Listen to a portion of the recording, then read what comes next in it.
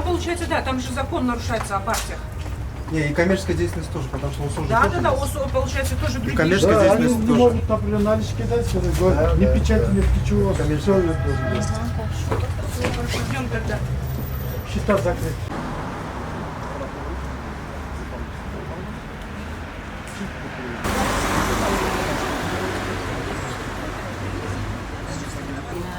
Военный прокурор Набиев принял и ответил, что арест на медиафорум и на офис партии СДПК наложил Главное следственное управление МВД.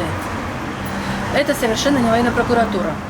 Потом, совсем недавно все дела вот по разбирательству по медиафоруму и так далее передали военной прокуратуре.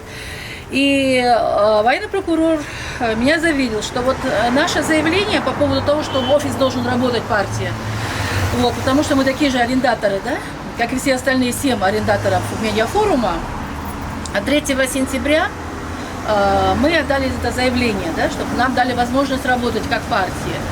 Он ответил, что в рамках закона они рассматривают в течение 19 дней. То есть к 22 сентября они сейчас разберутся и отдадут нам ответ. При этом я отметила, что там... Потому что согласно закону они выделяют